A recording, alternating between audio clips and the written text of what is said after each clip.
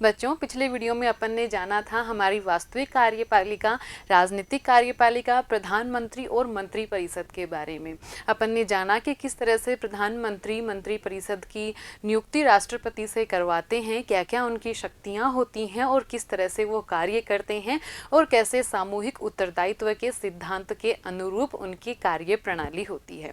आज हम जानेंगे अपनी स्थायी कार्यपालिका के बारे में। वो नौकरशाह है, वो अफसर, वो अधिकारी जो कि कार्यपालिका के जो कार्य हैं उनको अंजाम देते हैं। प्रशासनिक दृष्टि से, योग्यता की दृष्टि से, आनुभविक दृष्टि से एक दक्ष प्रशासनिक जो ढांचा है, महकमा है, उसे हम कहेंगे स्थायी कार्यपालिका। तो जानते हैं हमारे भारत की स्थायी कार्यपालिका के बारे में।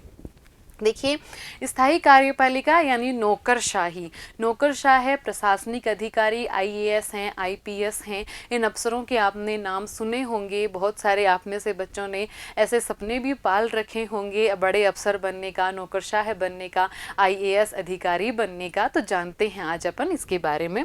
शासन के कार्यकारी अंग में प्रधानमंत्री, मंत्रीगण और नौकरशाही का एक विशाल संगठन सम्मिलित होता है। कि अपन देखते हैं कि जो भी कोई काम करना होता है, जो अपने मंत्रीगण होते हैं वो जनता द्वारा निर्वाचित प्रतिनिधि होते हैं तो जनता द्वारा निर्वाचित प्रतिनिधि हैं। वो जनता के लोकप्रिय नेता हैं, लेकिन प्रशासनिक दृष्टि से वो इतने दक्ष और इतने निपुण नहीं होते हैं। तो उन कार्यों को सही तरीके से अंजाम देने के लिए हमें एक प्रशासनिक संगठन की आवश्यकता होती है, प्रशासनिक ढांचे की आवश्यकता होती है। और कार्यपालिका में सहयोग प्रदान करने वाला ये प्रशासनिक ढांचा, ये प्रशासनिक संगठन ही हमारी स्थायी कार्यपालिका कहलाता है। स्थायी कार्यपालिका क्यों कहलाता है? क्योंकि जो हमारी राजनीतिक कार्यपालिका है, प्रधानमंत्री और मंत्री परिषद हैं, उनको तो हर 5 साल में चुनाव के बाद में उनमें बदलाव हो जाता है और 5 साल में उनको चुनावों का सामना करना पड़ता है। लेकिन हमारी स्थायी कार्यपालिका के सामने ऐसी कोई समस्या नहीं है, उन्हें किसी चुनाव का सामना नहीं करना पड़ता है। वो निर्धारित नियमों के अनुरूप निर्धारित समय तक अपने पद पे रहते हैं। इस ढांचे और सैन्य सेवाओं में अंतर करने के लिए इसे हम नागरिक सेवा कहते हैं, सिविल सर्विसेज अपन इंग्लिश में कहते हैं। आपने बातचीत करते हुए सुना होगा या आप भी बोलते हो कि वो सिविल सर्विसेज की तैयारी कर रहा है। तो ये सैन्य कार्य नहीं है, सैन्य ढांचे से अलग है, इसलिए इसको नागरिक सेवा कहा जाता है। प्रशिक्षित और प्रवीण अधिकारी नीतियों को बनाने और उसे लागू करने में मंत्रियों का सहयोग करते हैं। लोकतंत्र में निर्वाचित प्रतिनिधि और मंत्रीगण सरकार के प्रभारी होते हैं और प्रशासन उनके नियंत्रण और देखरेख में होता है। ये जो प्रशासनिक कार्य होते हैं, जो ये प्रशासनिक अधिकारी होते हैं, ये जो अपने मंत्रीगण हैं वो निर्वाचित प्रतिनिधि हैं, इसलिए उनकी देखरेख में ये प्रशासनिक ढांचा होता है।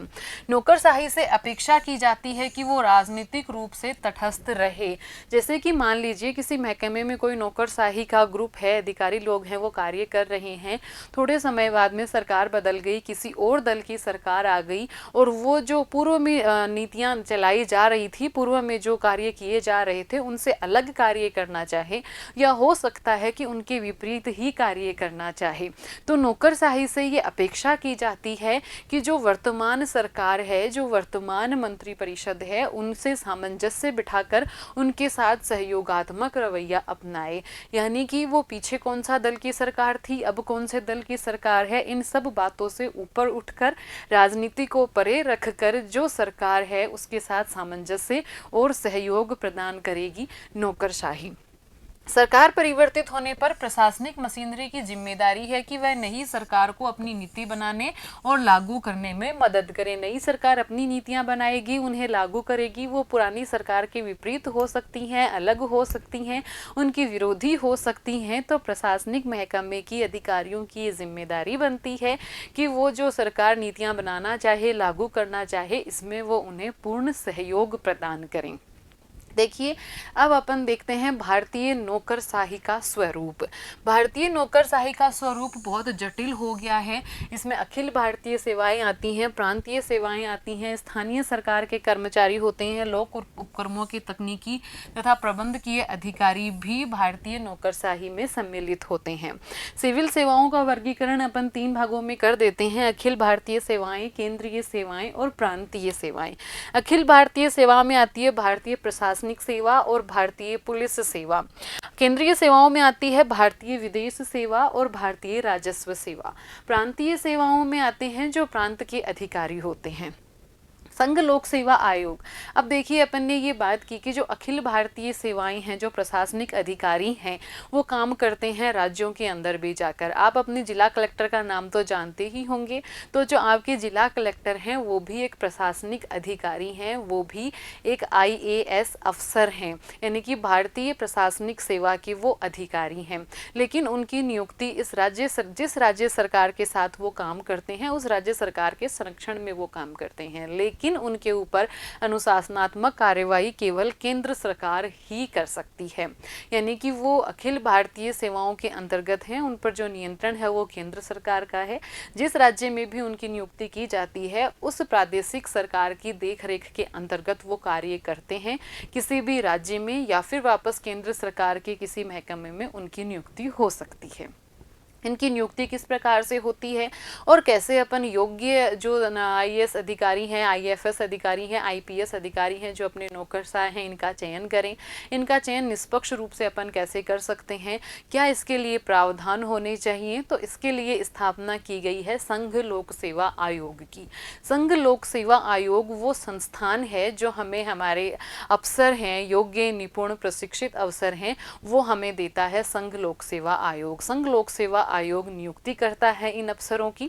देखिए, हमारा संविधान निर्माता गैर राजनीतिक और व्यावसायिक रूप से दक्ष प्रशासनिक मशीनरी के महत्व को जानते थे। हमारे संविधान निर्माता इस बात को जानते थे कि जो प्रशासनिक मशीनरी है वो दक्ष होनी चाहिए, वो योग्य होनी चाहिए, ताकि सरकार द्वारा बनाए गए कानून, नीति, नियम है, प्रशासनिक दृष्टि से उनको उचित तरीके से लागू किया जा सके। नौकरशाही के सदस्यों को बिना किसी भेदभाव के योग्यता के आधार पर चयन के लिए संघ लोक सेवा आयोग का गठन किया गया है। जैसे कि अभी अपन ने बात भी की थी, संघ लोक सेवा आयोग नौकरशाही का योग्यता के आधार पर चयन करता है। जो इनके चयन का आधार है वो है उस नौकरशाही की, उस व्यक्ति की योग्यता। जो अगर वो योग्य है नौकरशाह बनने के, अफसर बनने के, तो उसका चयन किया जाता है। और आप सभी जानते हैं कि एक IAS अफसर बनना, IPS अफसर बनना कितनी बड़ी बात है। संघ लोक सेवा आयोग के द्वारा जो परीक्षाएं ली जाती हैं, उन परीक्षाओं का एक 3 चरण में जो परीक्षा होती है, कितना मुश्किल होता है उसे कहीं कि अपन पास करना और चयन होना, इसके लिए बहुत लंबी तैयारी की आवश्यकता पड़ती है। तो ये क्यों किया जाता है? इसलिए ताकि हमें योग्य, ताकि हमें दक्ष प्रशासनिक अधिकारी मिल पाए।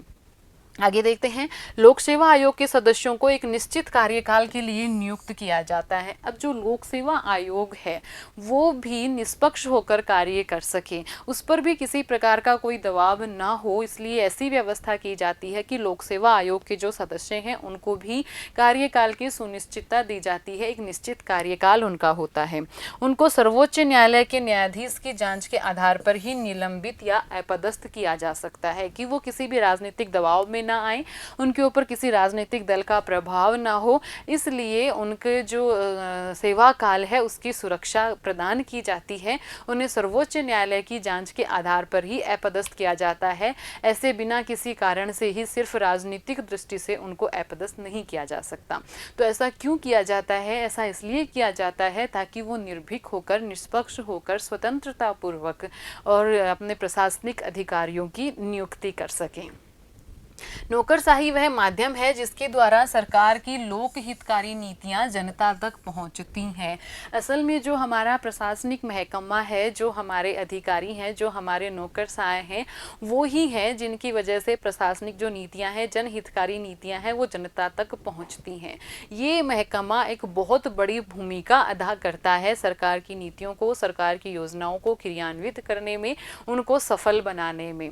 तो इस महकमे की योग्यता और इसकी दक्षता बहुत आवश्यक हो जाती है। इसलिए संघ लोक सेवा आयोग योग्यता और दक्षता के आधार पर ही इनका चयन करता है। मतलब कि नौकरशाह। लेकिन एक बात हो रहा, आप कभी अपने जीवन में मिले हैं किसी IAS अफसर से, किसी IPS अफसर से? बहुत कम लोग हैं जो कि मिलते हैं। हालांकि ये एक मतलब कि अधिकारी हैं, हमारे आसपास ही हैं, लेकिन फिर भी इनका पद इतना बड़ा होता है और इतना प्रभावशाली होता है और कहीं कि इतना शक्तिशाली होता है कि आम आदमी है वो इन तक नहीं पहुंच पाता है, और ये भी आम जनता के प्रति अक्सर संवेदनशील नहीं होते हैं, क्योंकि इनका चयन इनकी योग्यता के आधार पर होता है, इनकी दक्षता के आधार पर होता है।